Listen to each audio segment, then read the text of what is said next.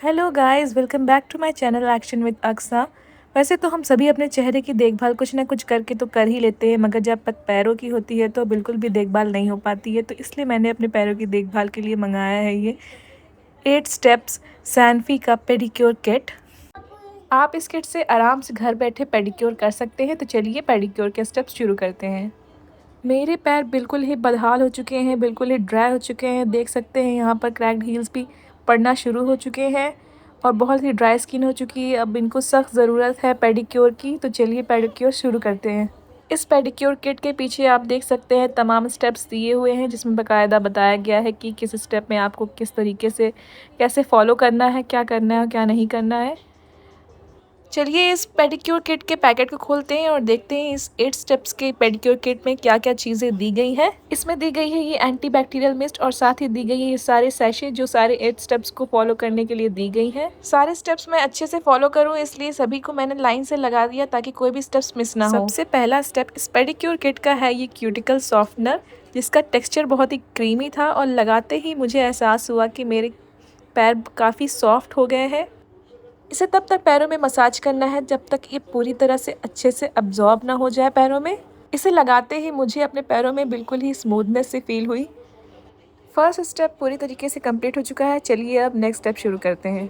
Next step है हमारा powder सोक, जिसे हमें अच्छे से गुनगुने पानी में मिक्स करके पैरों को सोक करना है लगभग 5 मिनट के लिए।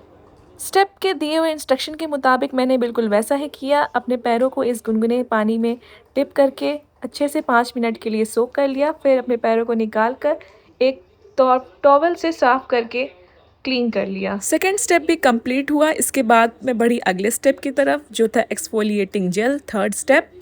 और इस स्टेप में आपको एक जेल बेस्ड स्क्रब मिलेगा, जिसे पैरों पे लगाने पर जो भी आपकी पैरों की डेड स्किन सेल्स होगी वो सारी इसमें निकल जाएगी और साफ़ हो जाएगा आपका पैर।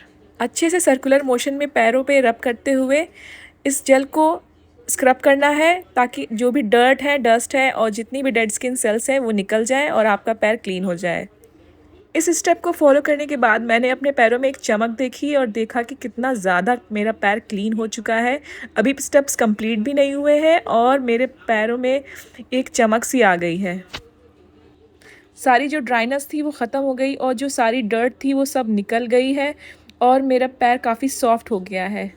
फोर्थ स्टेप में 2 पार्ट है। पहला पार्ट है 4A, जिसमें है क्रिस्टल बबल बाथ। इसे पानी में डालकर अच्छे से पैरों को इसमें डिप करके सोक करना है। सिर्फ सोक ही नहीं करना अपने पैरों को, बल्कि साथ ही अपने पैरों को अच्छे से मसाज करना है और रब करना है ताकि जितनी भी डर्ट और डस्ट है, जितनी भी क्रैक्ड हील्स हैं, वो सारी बिल्कुल साफ़ हो जाए। और इसके बाद था 4B स्टेप, जिसमें था न्यूट्रलाइज़र। इसको भी पानी में आपको डालकर एक अच्छा सा मिक्स देना है। उसके बाद अपने पैरों को सोक करना है 10 से 15 मिनट के लिए।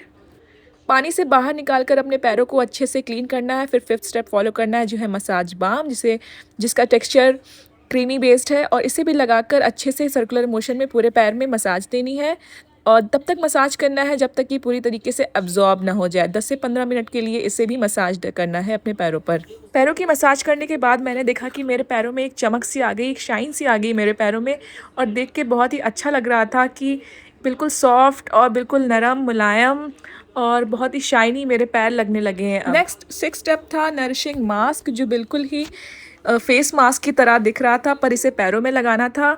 इसे भी 10 से 15 मिनट के लिए लगाकर छोड़ देना था और जब ये ड्राई हो जाता तो इसे क्लीन करके साफ़ कर लेना है पैरों को। इस स्टेप को फॉलो करने के बाद अगला स्टेप था 7 स्टेप, जो था हाइड्रेटिंग लोशन, जिसे पैरों पे लगाकर सर्कुलर मोशन में मसाज देनी थी तब तक जब तक ये पूरी तरीके से एब्जॉर्ब ना हो जाए पैरों में।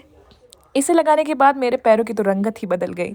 मेरे पैर चमचमा उठे और बिल्कुल ही शाइनी, सॉफ्ट और देख सकते हैं कितने खूबसूरत लगने लगे। ये सारे स्टेप्स कंप्लीट करने के बाद लास्ट स्टेप था एंटी बैक्टीरियल मिस्ट, जिसे अपने पैरों पे स्प्रे करना था। इसे स्प्रे करने के बाद आपका पेडिक्योर एट होम कंप्लीट हो जाएगा पूरी तरीके से। सो गाइस, अगर आपको भी अपने पैरों की देखभाल करनी है घर बैठे तो आप भी ये किट मंगवा सकते हैं और अपने पैरों को इस तरह खूबसूरत बना सकते हैं।